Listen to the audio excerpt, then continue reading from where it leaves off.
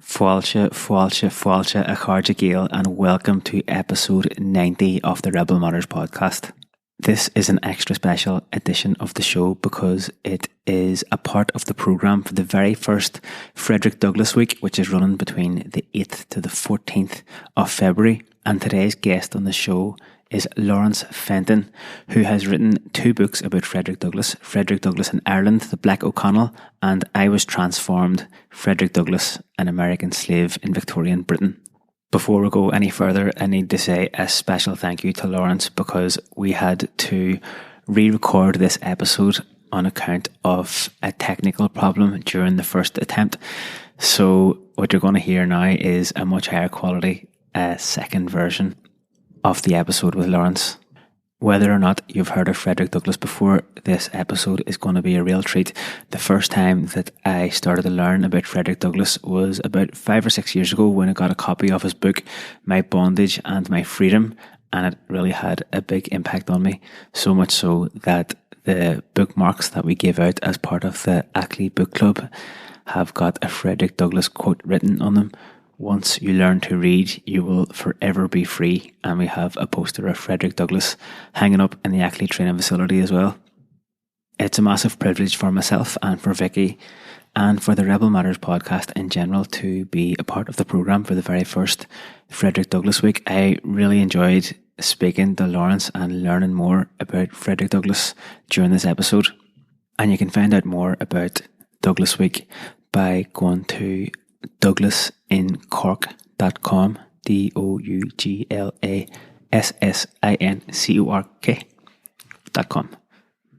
In other news, if you've been listening to the podcast, then you've probably heard me mentioning these special edition prints that we had on the way, and we just took delivery of 50 limited edition prints printed by Damn Fine Print in Dublin of the artwork that we commissioned Jowl 666 or Emmett Walsh to do for us. And the prints are an iconic image of Father Des Wilson, who was our guest on episode 27, but more importantly, someone who gave his life in service to the people of West Belfast through some of the darkest times that we have seen on this island. And the print has a lovely quote from Father Des on it, taken from the episode that we recorded together way back in episode number 27. The quote says, "The revolution came when the people stopped asking to be properly governed and started demanding the right to govern themselves." You can check the print out if you go to our Instagram account, rebel_matters, and you'll see it. We think that it is absolutely class, and we started sending them out this week to some of our patrons as a small token of our appreciation for the support that we get from our patrons. And of course, the Rebel Matters podcast is completely funded by our supporters on Patreon, and we are very grateful for all of that support. We've been doing a little bit of work on the various tiers of support over on Patreon. Patreon.com/Rebel Matters is our page if you want to find out more. But there's now 5 tiers of support starting from €3 a month. So if you have been considering becoming a supporter of the show, this would be a very good time to do it, and we would love to have you on board. The support that we get on Patreon literally keeps the Rebel Matters show on the road. So if you like what we're doing and you want to help us to be able to keep doing that, then you can go to patreon.com/Rebel Matters. And if you're not in a position to become a patron of the show right now, then that's sweet as well. We really appreciate all of the shares that the show gets on social media and love hearing from the listeners of the show. So get in touch if you have any comments or feedback or just want to say hello. The best way to do it is through Instagram. As I was saying, our Instagram page is rebel_matters. Anyway, let's get stuck into episode number 90 of the Rebel Matters podcast with Laurence Fenton. Buenagi Soltas.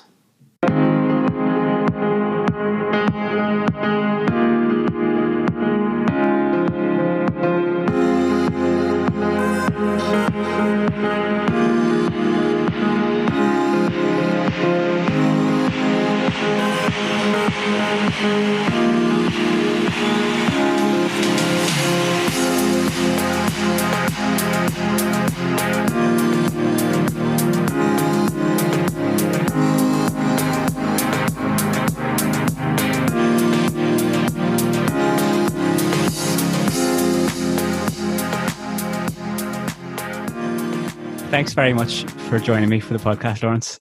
We're going to be talking about Frederick Douglass. If someone has never heard of Frederick Douglass, what are the basic pieces of information that they should know?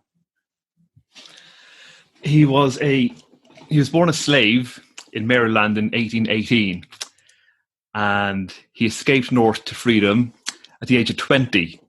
He very quickly became a member and a leading member of the American Anti-Slavery Society, which was the leading abolitionist society in America at the time. He rose to prominence just due to his stature as a speaker, as a public speaker. He became so well known, people started to kind of question him, doubt him, say he'd never been a slave. He was just too eloquent, too impressive. He dressed elegantly. He had no hint of the plantation stooge in his demeanour aspect. People said he'd never been south of the Mason-Dixon line. To refute these allegations, questions that were growing around him, he decided to write his autobiography. What made this particularly important is that when he had escaped north, he had changed his name. So he was born Frederick Bailey. He only took the name Douglas when he escaped north. In his autobiography, just to prove all the doubters wrong, he laid it all out. He laid out his real name, where he was born, and the names of all his different masters. And so that the book got a lot of attention, made him a household name, not just across America, but across the world. It wasn't the first slave narrative to be written, but it was just the best, the most hard-hitting, the most powerful. But because he had identified himself, it now meant that he was easily tracked down, because the newspapers in the north would have been full of, Frederick Douglass is speaking at Lynn, Massachusetts on the 8th at 7 o'clock in this hall. So there was worries and rumours that he might be recaptured and taken back down south by his owners. And so that was when it was decided that he needed to get out of America for a while, and was sent across the Atlantic on a speaking tour, an anti-slavery speaking tour. To put it into context, in that time, slaves would have just been seen like pieces of property, the way that we all have a mobile phone, that they were just things that belonged to their masters. Yeah. When you see say if someone dies and their property is being put up, the estate is being put up for sale, there's, slaves are listed beside cupboards and blankets and books. And that's all that they were seen as, piece of land. Someone's got a piece of land, they got a nice library, and they got 27 Negroes in prime condition, and they've got, some really nice chairs. And they would have just been passed along, say, in a will or something like that. They would have just been... Yeah, it could have been in a will. Douglas was an interesting one. So his first master, owner, and the man who was probably his father, died when he was maybe 10 or 12. And so Douglas, there was a group of around 30 slaves, all kind of largely the same family, and they were split then between a couple of children, kind of two brothers and a sister. And Douglas was bequeathed to the sister, and his siblings then were sent somewhere else, and other siblings and aunts and cousins were sent somewhere else. So yeah, just divvied up and spread around. And is it possible to say, like, at what year that Frederick Douglass's family were brought to America? It probably is.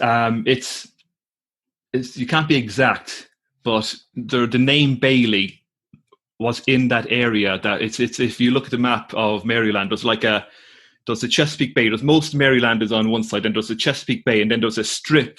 It's called the Eastern Shore. And so the name Bailey had been there for 100, 120 years or so. And they think, that's kind of how it's being taken back. So his family, his antecedents were in that chunk of Maryland for, guts of 100 years or so. So we're talking early 1700s, late 1600s or something like that there. Yeah. What was his life like in the early years as a slave? His early years were relatively okay. He was... After his mother, Harriet Bailey, gave birth to him, she was sent back to the fields to work. So how they worked it out in his particular instance was the grandmother, Betsy, she would mind all the grandchildren. Well, after her daughters who had given birth were sent back to work in the fields. So Frederick grew up with his grandmother in a kind of a wooden shack near a creek. And although, he wouldn't have had much food, but he had a lot of freedom. He always recalls that time quite well in his writings, just a young child running around, jumping in the creek, getting muddy. Things changed when he was 6. At this stage, then, he was able to maybe do some domestic chores, just bits and pieces of housework. So his grandmother, Betsy, took him to a big estate called Y House. Now, Y House belonged to a established political family called the Lloyd family. And Frederick's father was an overseer for this family. So Frederick was sent to live with, or Frederick's owner slash father was an overseer. So Frederick was sent to live with him. And he would have then met some of his other siblings and cousins who had been sent earlier.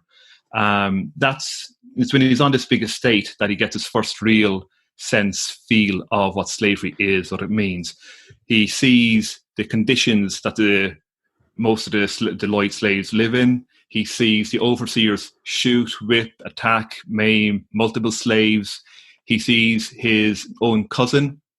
Her hands are taken, put up on a nail in the kitchen, and his owner rips off her clothes and whips her back. Well, he's 6 or 7, and he's just cowering underneath a table or a cupboard. So it all very quickly just comes over him, and he's traumatized by that. You know, the way that you've kind of referred to his owner stroke father, so it would have been quite common practice at the time for slave owners to rape some of the females that they had on their plantation, and then they would have children. So is that kind of what you're talking about, the way that Frederick Douglass came to be born? Yeah, no, absolutely. Yeah, it's not 100% guaranteed, but it's kind of taken as that's how it was for him. And so, when he got moved into this other house, would he have been in there with people who were his cousins or siblings or half siblings, and he might not necessarily have known, or was just being kind of trying to put the pieces together or whatever? He would have been aware of the other slave siblings and cousins. They would have, sometimes they might have been in his grandmother's house for a few years. Maybe they left when they were 6 and he was maybe still 2 or 3. And it was kind of a constant kind of, you're with Betsy, the grandmother, for a few years and then you move on. So he would have seen his siblings maybe when he was 2 and 3. Then they left. And then by the time he's 6 and they're 9, he's kind of catching up and meeting them again. But what's interesting here is that the owner's white children were there as well. They were adult children. And the owner's daughter, Lucretia Auld, was around 2021 when Frederick arrived. And so it's hard to know that they form a bond because she kind of, knew that in some way, shape, form, they were half siblings. But for whatever reason, those two formed a little bond. Frederick he had a lovely voice. He would sing songs and she would give him extra food, which was, very important because he had to literally, fight on the floor for food with his siblings and cousins sometimes. So that little connection helped in that way. And it helped in another way in that this lady, Lucretia Auld, when Frederick was about to be put into the fields to work another couple of years later, she instead convinced her father to allow Frederick go across the Chesapeake Bay to live in Baltimore with her husband's brother. So basically there he would be a companion for a child in a house. He was just going to be kind of a companion for a young white boy in a house in Baltimore. So, but it's still within the broader family network. That thing that you were describing there, the way that he would maybe have spent a bit of time with his cousins or siblings in the early years, and then they would just disappear and then maybe meet up again. That really kind of highlights how people were seen as just these movable commodities, just to go and do the job, like wherever their owner felt that they were needed or whatever. Did that relationship that he had with his half sister impact how he became literate? Because that seems to have played a massive part in his life the whole way through.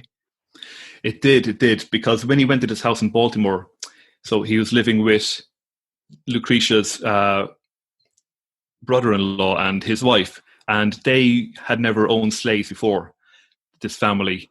So the husband in that house would have, you know, shared all the hatreds of the time, but he didn't actually own slaves, and his wife had come from a family that had never owned slaves. So she didn't treat him as well as she treated her own son, but she wasn't as instinctually filled with hatred. She treated Frederick relatively kindly, and at one point she started to teach him how to how to read. This was actually against the law in basically every southern state, but so after a little while, the husband realized this, found this out, and, you know, stopped doing it. But it was too late. The window had been opened in Frederick's mind. He had enough information to get going, and he never let go. He would find scraps of paper on the floor and take them home and read them in secret up in a room. He would look at the boy in the house. He would look at his schoolworks, his school books later on in the day. So for a couple of years, he was just this kind of furtive, secretive reader, slowly piecing it all together. Also, in Baltimore, there was a bit more freedom than in the plantation. So sometimes he'd be out in the streets, maybe going to get water, and he'd hang out a bit, and he'd actually have friendships with younger white boys. This is when they're all around 10, 11, 12. The skin color divide wasn't so pressing then. They made friends, black and white, and he would bring biscuits from the house and get the white children to help and learn to read and write. And so he very quickly becomes the exception to the rule. He very quickly starts almost orating on street corners. He'd read stuff, memorize it, and say on the street. So he's already at the age of 11, 12 becoming a thinker, a leader, an orator. He became literate, and he started doing these orations on the street corners. This was in Maryland, was it?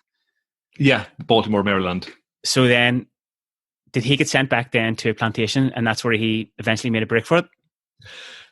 No, he spent his teenage years moving from one side of Maryland to the other, basically at the whim of his owner and the relationship between the owner and the brother in Baltimore. And sometimes they fell out, and so Frederick was taken back.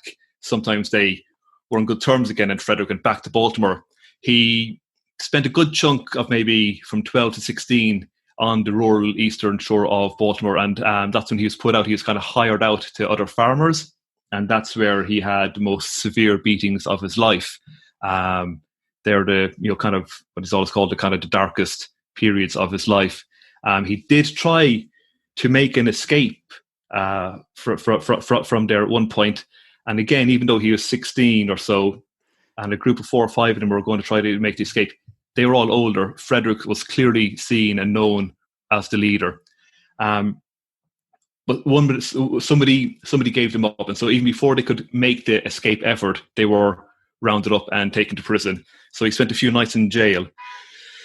And, his life was in the balance. But for whatever reason, his owner decided to, bring him back in and send him back to Baltimore. He spoke loudly about, I'm going to send Frederick down south. I'm going to sell him to the deep south. But he didn't. He sent him back to Baltimore. And I don't know this for sure, but my sense is that the owner was Lucretia All's husband. Now, Lucretia All had died, but because she had such a connection with Frederick, I think the owner kind of remembered that connection that his deceased wife had with Frederick, and so I think he found it hard to to make that final step and sell him south. So that's why he sent him back to Baltimore. So was he kind of talking the big talk just to get him out of jail, and then exactly, yeah, exactly, and then subtly, quietly sending him across to Baltimore. And so Frederick had his last couple of years in Baltimore as a kind of a late teenager, and that's when he gets involved in the Underground Railroad and things like that, and that's when the real possibility begins to escape. And eventually, at the age of 20, he does make his escape north. What was the Underground Railroad? The Underground Railroad was a connection of people who aided and abetted the freeing of slaves, bringing slaves across various borders, having safe houses between, say, the Mason-Dixon line, and then a series of safe houses up along the northern states up until, say, you get to Canada and places like that. So was it the conventional trains, except people who were working on them were kind of sneaking people into the trains or whatever? No. It wasn't that. It wasn't that conventional trains. No, it was just a name given. It was just a secret society, really, to help slaves escape. Oh, so it's actually not got connected with trains specifically? Not specifically. I'm sure trains would have helped some, and Frederick escaped on the train. But you were also part of the Underground Railroad if you helped someone get through a swamp at the right time. You see, before he was able to make the break for freedom, is it right to say that he was given clandestine reading lessons and writing lessons to other people who were on the slave plantation? Yeah, he would have been. Yeah, he basically ran his own Sunday school. He had a book called The Columbian Orator, which sounds deadly dull now. It's a collection, a kind of a compendium of speeches from great figures like Washington and Julius Caesar. But it also had a kind of a how-to guide. It was kind of a how-to guide for oratory and elocution. And so he got that for 50 cents that he earned shining shoes in Baltimore. He read it over and over again. He brought it with him from Baltimore to the Eastern Shore. It was always with him. He brought it with him when he went north. He brought it with him when he came to Ireland. It was always with him. In fact, there was actually a speech on Catholic emancipation in that book. So even at this young age, when he's first reading it as a teenager, Ireland and some of the Irish issues would have, he would have been somewhat aware of them through that book. The book, was said to be like the second most popular book in America after the Bible, for whatever reason. It's a strange one. Is there still a few of them knocking around? They're easily found. So where were we at then? You were just about to start talking about how he escaped on the train, I think. Yeah, so it wasn't the most dramatic of escapes. A contemporary of his, Henry Box Brown, literally mailed himself north. Other people would have been chased by dogs and slave catchers. Frederick took advantage of the opening of the railroads. A new railroad was linking Baltimore up towards New York, and the owners of the train said that they would make, real serious effort to make sure no slaves got on that train. But not all black people in Baltimore were slaves. There was also a kind of a free black community. So there's kind of a grey area there. Baltimore was seen at the time as America's black capital. It was kind of a melting pot of slaves, hired out slaves, free blacks. So what Frederick got was essentially forged documents. He got a black seaman's papers, and he used those to board the plane and to get through the plane. When the conductor came into the black carriage, this conductor is meant to be kind of, very rigorous about inspecting the documents of the black people in the carriages. But Frederick describes how he just seemed to not like being in there and just kind of got through the carriage nice and quickly. And so that was Frederick's spot of luck. There was a few hairy moments along the way. Like at one point, his train stopped at a station, and a train going the other way stopped opposite it. And in the window beside him on this other train were people who knew his owner. And so he was worried that, if they saw him, that would be done. So he just kind of, looked down at the floor a bit. So he was full of trepidation, but it wasn't particularly dramatic. Yeah, you wouldn't really make a film about his escape, but doesn't matter. It worked. He got to New York, and from there he went up to New Bedford in Massachusetts. Stepping off that train in New York would have been like stepping into a completely different world for him, I take it, because he was now no longer, say, attached to his owner, which is good. But on the other hand, it must have been a very challenging time to try and kind of start with where do you go from there? Well, he had some knowledge, and so he went to the home of a black minister who was kind of a key New York Underground Railroad figure.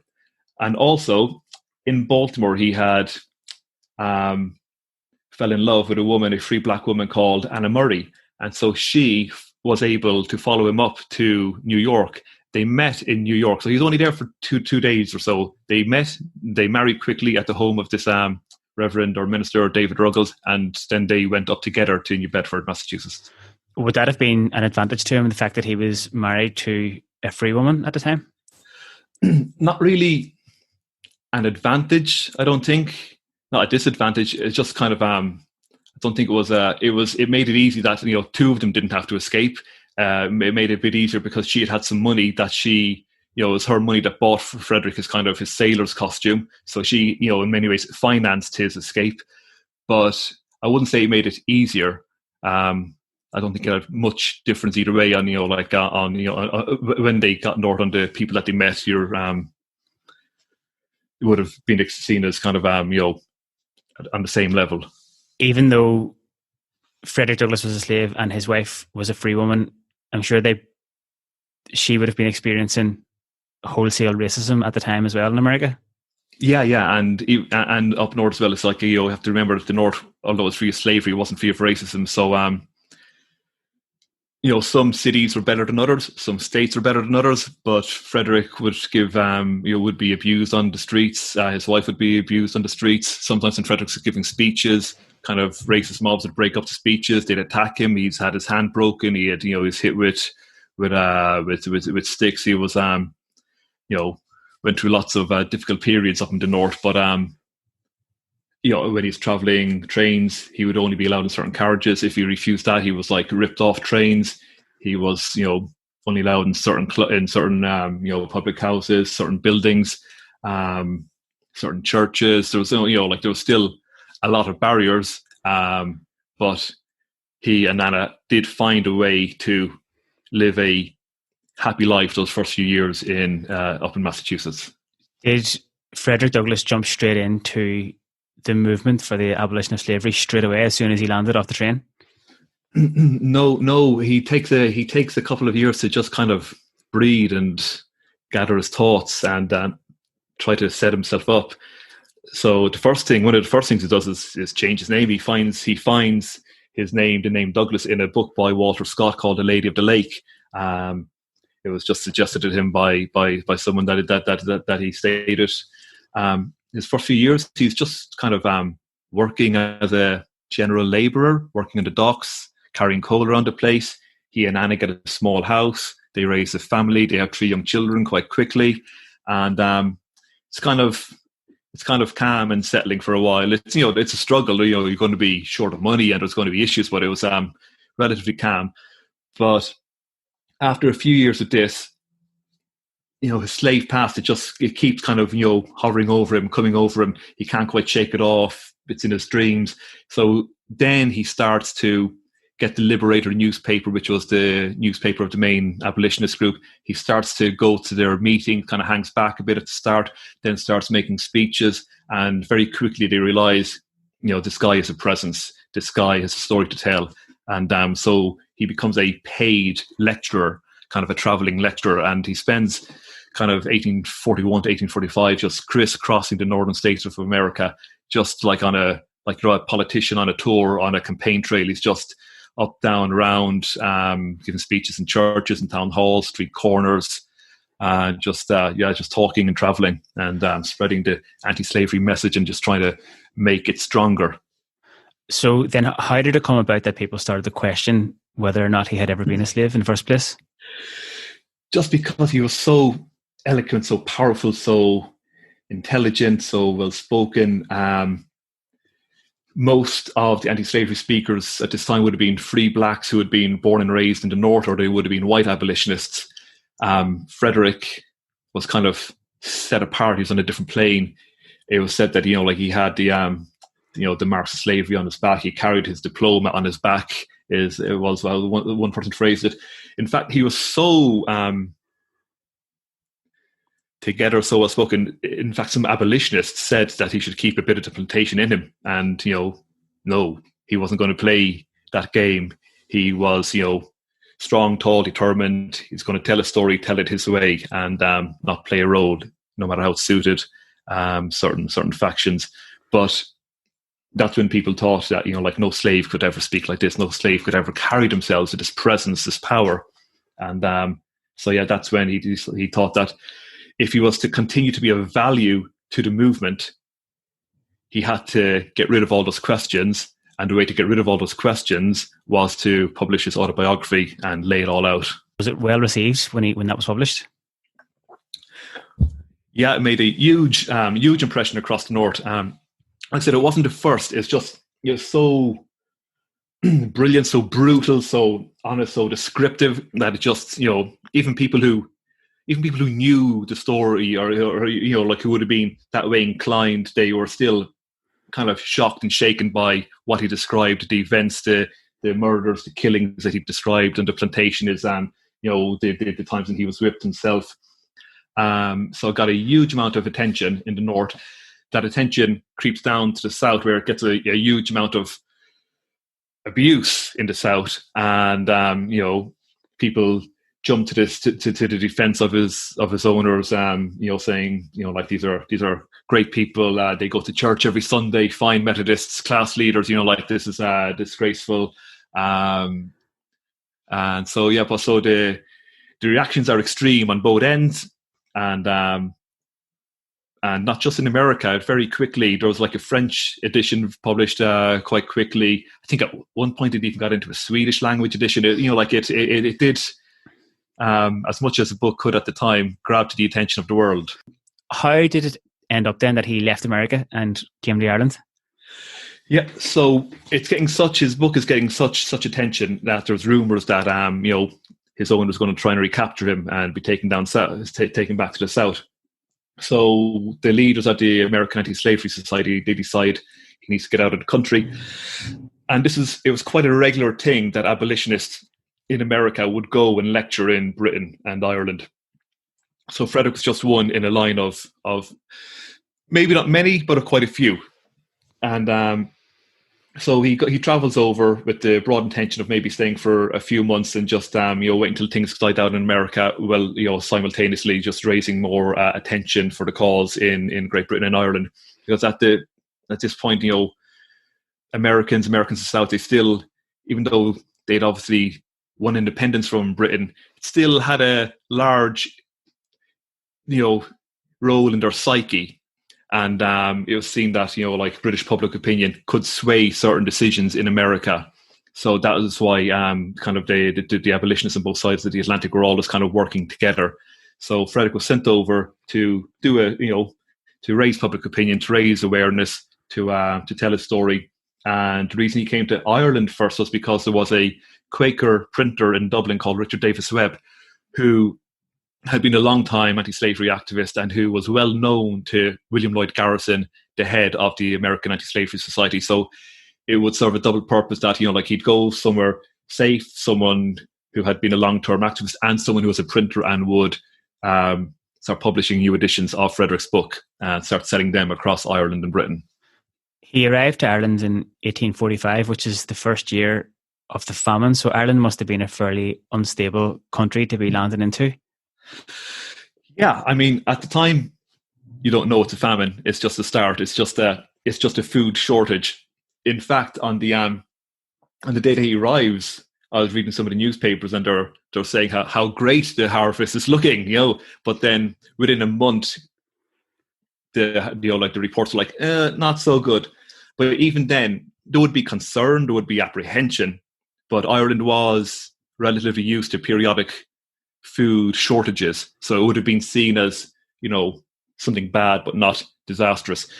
But there was just a general deep poverty. Regardless of the famine, there was deep-seated poverty in both the city and the country, and Frederick was struck by that as soon as he landed, and he wrote back to America describing some of the scenes he saw on the Dublin streets, which I could maybe read a passage if you're that way inclined. That'd be great. The streets were alive with beggars displaying the greatest wretchedness. Some of them mere stumps of men, without feet, without legs, without hands, without arms. And others still more horribly deformed, with crooked limbs down upon their hands and knees, their feet lapped around each other and laid upon their backs, pressing their way through the muddy streets and merciless crowd, casting sad looks to the right and left in the hope of catching the eye of a passing stranger. I've had more than a dozen around me at one time, men, women, children, all telling a tale of woe which would move any but a heart of iron. Women, barefooted and bareheaded, and only covered by rags which seemed to be held together by the very dirt and filth with which they were covered. Many of these had infants in their arms, whose emaciated forms, sunken eyes and pallid cheeks told too plainly that they had nursed till they had nursed in vain. In such a group, you may hear all form of appeal, entreaty, and expostulation. A half a dozen voices have broken upon my ear at once. Will your honour please to give me a penny to buy some bread? May the Lord bless you. Give the poor old woman a little sixpence. For the love of God, leave us a few pennies. We'll divide them amongst us.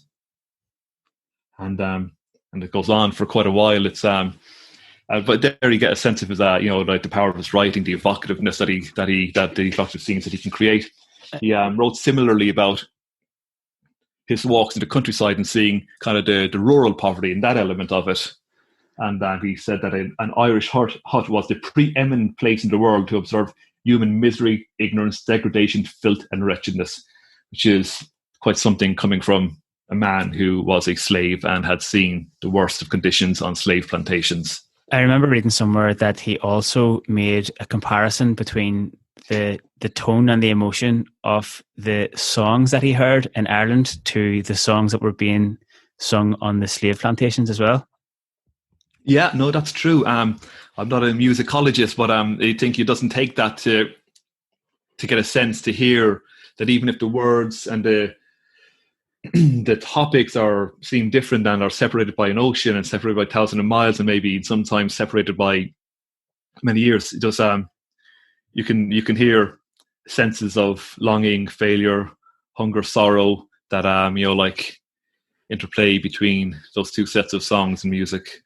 Would it have been very unusual for people in Ireland and I suppose England to a lesser degree to see a black person walking around the streets back then?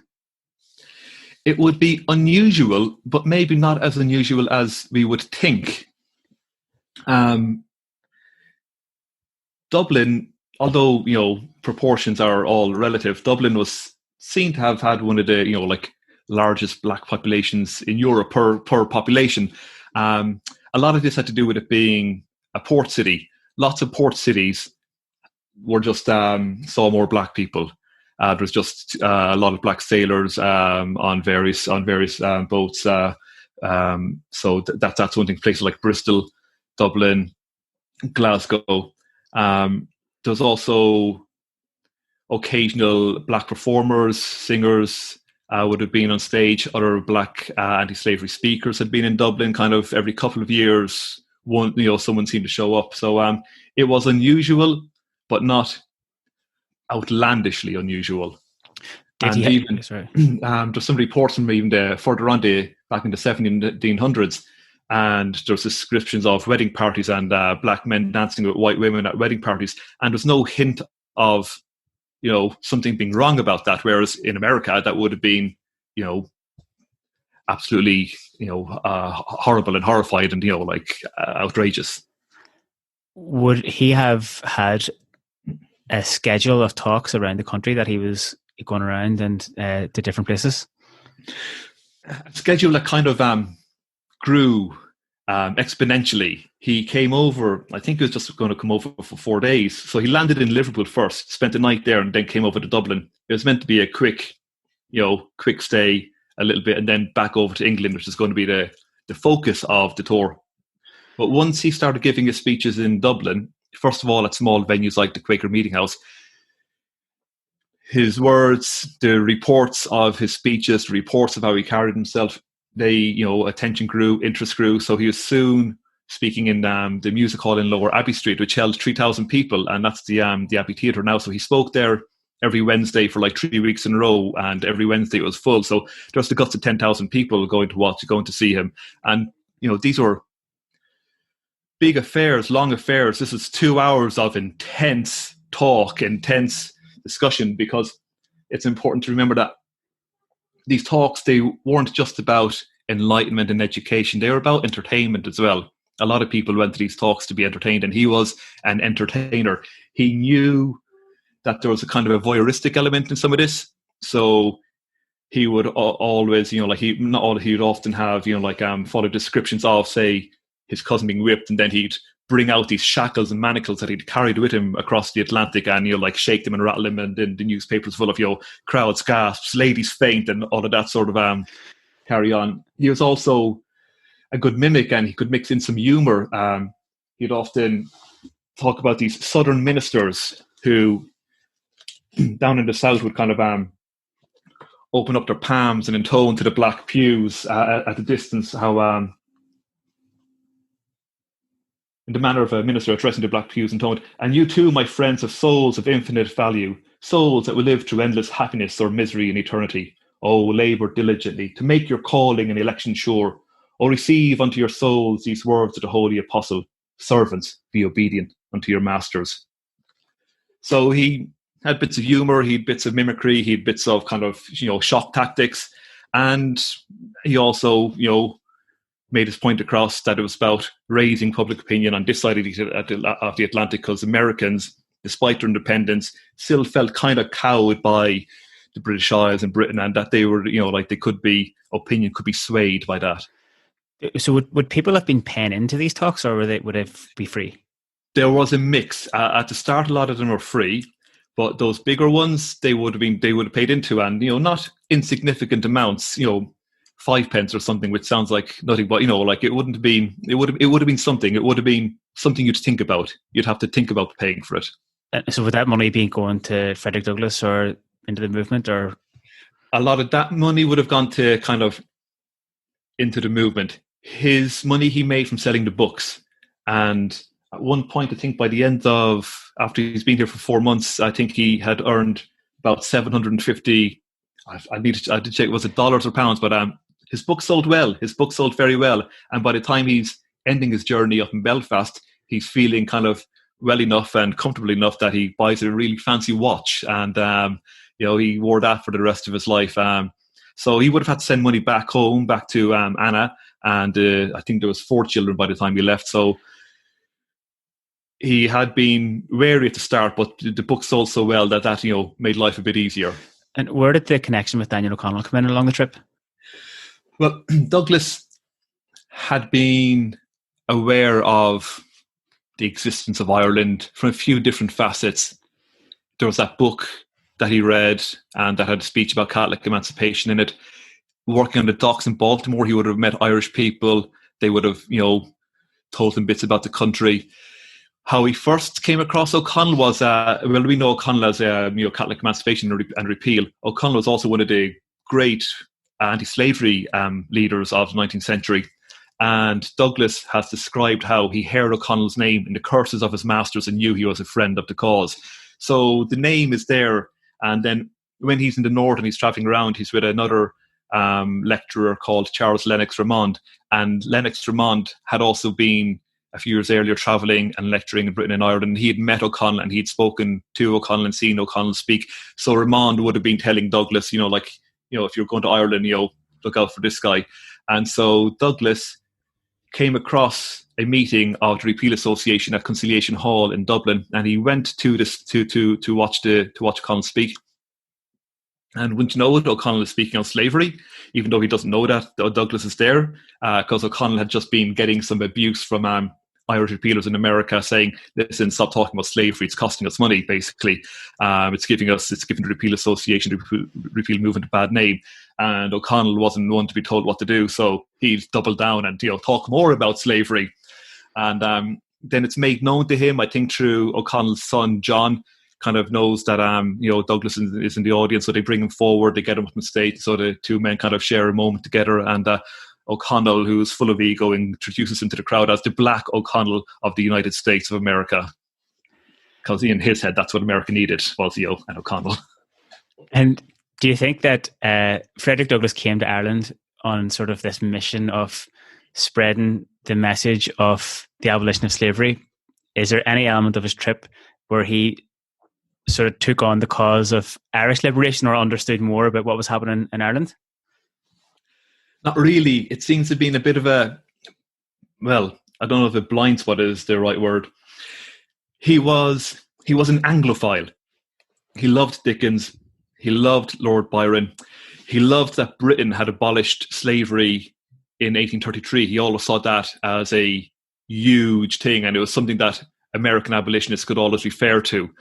So in his mind, Britain could do no wrong, really. Plus, he was largely with, Quakers and Unitarians. He didn't really stay with Irish Catholics. His kind of the social circles that he was around in Ireland weren't, hugely nationalistic. So he never spoke particularly strongly about he never kind of linked Irish misery and penury with British rule.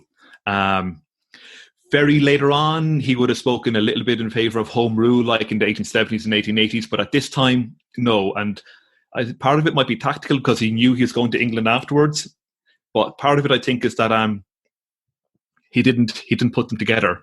Britain could do no wrong, really, in his mind. So Irish problems were something else, like alcohol was Ireland's problem, not British rule.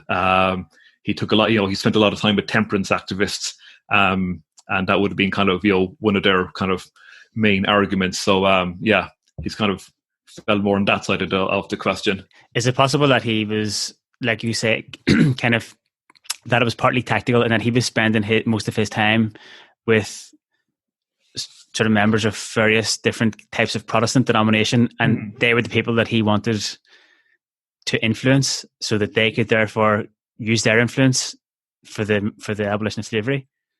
It could be. He did want that. That was a big part. He wanted the kind of the Irish and English Methodists, Baptists, Presbyterians. He wanted them to kind of ostracize their American co-religionists. So that wasn't it. But I think mostly it's that he just didn't see it. He just didn't put the two together. Here, this is a bit of a backtrack in the conversation now, but I wanted to ask you about the journey that he took from America to Ireland, because you just hear so much about those voyages, and a lot of the time the ship's not making it, and it used to take a couple of weeks to get there. What do we know about the journey that he made from America to, I guess, Liverpool first? Yeah, well, it started badly because he thought he was getting a first-class ticket, and he had the money for a first-class ticket because there'd been a bit of fundraising done for him, and he was told, no, you're travelling in steerage, or you're not travelling at all. Because this was, the ship was called the Cambria. It was part of the Cunard line, which is a British company, but they were happy to cow to their southern passengers who didn't want a black man in the first-class saloons. So Douglas would normally kick back against this sort of thing, but I think he just wanted to get out of America so much he took the hit and swallowed his pride and travelled in steerage. He travelled actually with a white abolitionist called James Buffum, and interestingly a popular musical family called the Hutchison Family Singers, who were a white musical group, lots of harmonies. They were hugely popular at the time, 3 brothers and a sister, and they had been planning they were deeply involved in the abolitionist movement as well, and they would have often sung songs before Frederick's speeches. So when they heard that Frederick was going, they kind of made a spur of the moment decision to say, oh, we'll go too. So there's this kind of motley crew going over there. So Douglas and James Buffum are in steerage. The Hutchinsons are in their first-class saloons, but they are able to sweet talk the captain. They get Douglas a degree of freedom on the boat. He's able to move around, meet and greet, talk to people. Lots of people are really interested in him. They kind of, just whispers, they know about him, they kind of know about the book. But there's also lots of people who are just, they despise seeing him there. Eventually, some passengers asked the captain to let Douglas, make a speech. And so he does on the last day of the voyage. So he's already seen the coast of Kerry. Now they're heading down Waterford way and turning up on the last night.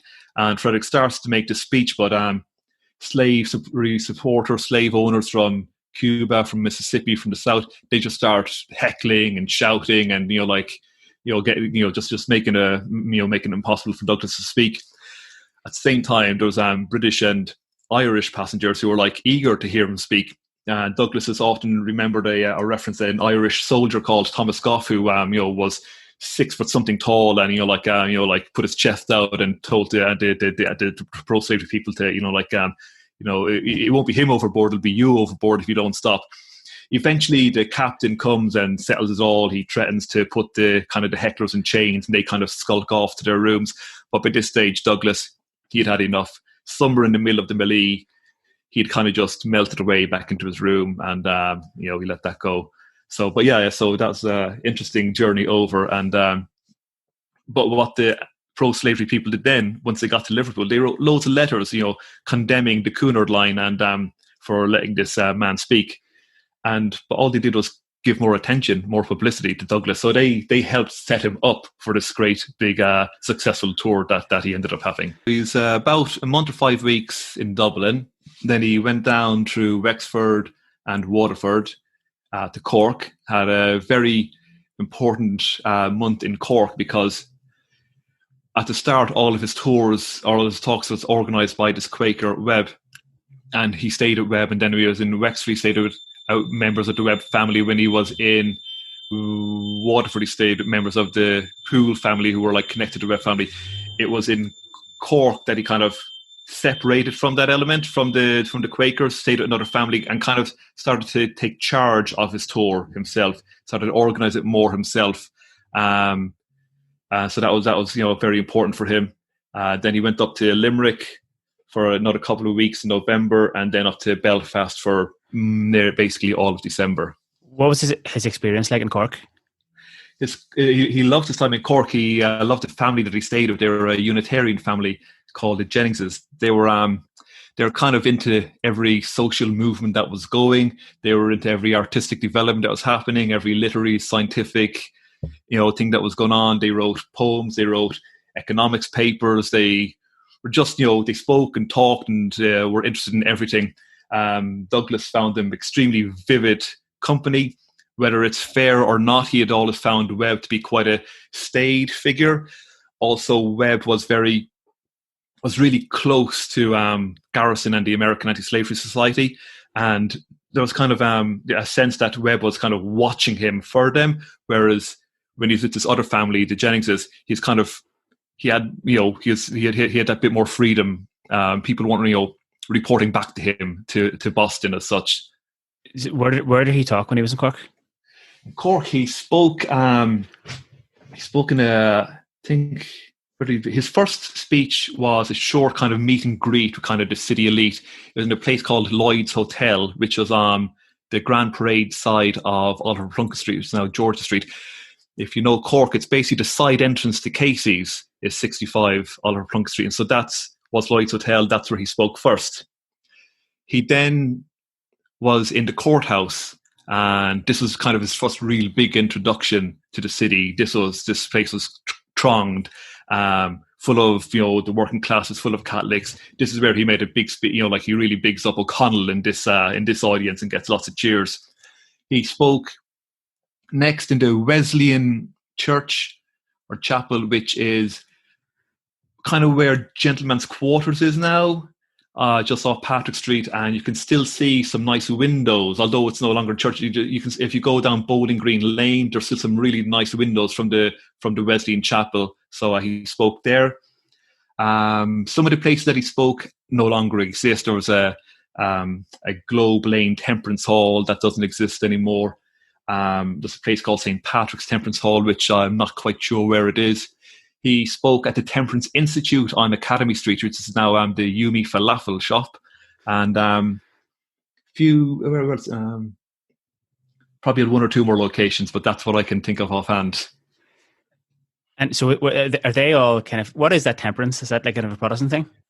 Temperance is giving up alcohol. The Teetotaler Society, the Teetotal Abstinence Society. So it was a big deal in the 1830s, 1840s, and Douglass actually met Father Matthew, who is known as the Apostle of Temperance. He met him in Cork, and Father Matthew introduced him at one of the speeches, and then had him for breakfast in his house the next day, which is just in Cove Street, which is really close to the near the Key Co-op. So Douglass had a really impressive breakfast with Father Matthew. Is very impressive. Douglass was a teetotaler himself and had been for 7 or 8 years, but he still felt the need in the presence of Matthew to kneel down before him and take the temperance pledge and get the little silver badge. Douglass had drunk a lot in his late teenage years, but he had seen how slave owners, say around Christmas or Easter, when there was a bit less work to do, the slave owners would kind of supply their slaves with lots of alcohol, just kind of to dull their minds so that they're not thinking of escape during these kind of like brief episodes, periods in the year where there was a bit less work. So he saw that alcohol was used to keep the slaves down, and he thought that freeing yourself from alcohol was a step to freeing your mind, and that was a step to actual physical freedom and escape. So he was a committed temperance advocate as well for most, if not all, of his life. What is the relevance of this for today?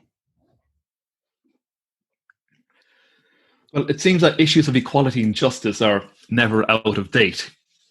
And Douglass, because of his kind of lived experience as a slave, because of his skills at words, his language, he was able to craft messages that still resonate, that people still take inspiration from. It's like his name has become insinuated kind of into the popular consciousness, and whether you agree with his stances on things or disagree, he kind of still manages to bring out big reactions in people. What's interesting, he was never afraid to challenge people, and that's something that that's good to remember now when like we're all in bubbles talking to each other. He would go out of the bubble. He would go look for trouble, go to challenge people, try and change minds, and it's a difficult thing to change minds. And so there's one quite interesting story in 2018, which was the bicentenary of his birth. A group of statues were made about him, or put up. A group of Douglass statues were put up in Rochester, New York, by the city leaders just to commemorate him. And a couple of students got drunk one night and vandalized one, ripped it down, and took it for a walk. And they were caught, and they were found guilty of criminal damage. They didn't serve jail. They did a restorative justice program with a Frederick Douglass run institute, and it turned out it wasn't just a box-ticking exercise. It really impacted them. And so fast forward 2 years to 2020, when there was all this debate about Confederate generals and their statues being taken down, different people went and attacked these Frederick Douglass statues in Rochester. And these two guys who had attacked them and vandalized them in 2018, they were the first to offer to help to redo and rebuild and put back these Frederick Douglass statues. So he still manages to influence people, impact people, and that's why Douglass Week is relevant, and it's why Cork as a city should be proud of its connection with Douglass and continue to promulgate that connection with Douglass. Just a quick shout out to some of the people who've worked on Douglass Week: Caroline Schroeder, Tim Groenland, Sarah McCready, Kirsten Leary. This was meant to happen last year in UCC with actual real life physical people. So what's happening now? It's kind of impressive that they weren't kind of knocked back by it being knocked out by COVID. They've taken it, made it grow, made it bigger. It's all online. It's all free. It's got people, actors, performers, academics from all over America, Britain, and Ireland participating. And they've done a 2-year solid work to make this happen. So I'm hoping it'll be a huge success for them. It's really great to be able to be a part of it as well. One of the best things I feel about the Rebel Matters podcast is that it's such a wide variety of topics that we're discussing from episode to episode. And a lot of the time, an episode might just open a door into an area that you haven't really heard much about before, and then it just kind of sends you down the rabbit hole of learning more about it. So thanks very much for sharing all of your knowledge and information and stories with us. No worries, Anley. Thanks for having me. This episode of the Rebel Matters podcast was presented by me, Anla O'Carolan, and produced by Vicky Langan. The Rebel Matters podcast is 100% funded by our followers over on Patreon, and we are very grateful for that support. If you'd like to become a patron, then you can find us on www.patreon.com/Rebel Matters, where you can see the various tiers of support that you can choose from. Every single bit of support that we get here at the Rebel Matters podcast means a lot to us and really does help to keep the show on the road. Anyway, that's all from me this week. So, Gajian Kedarella Akarja, Slan Gafoil, Agus Kenny Fury.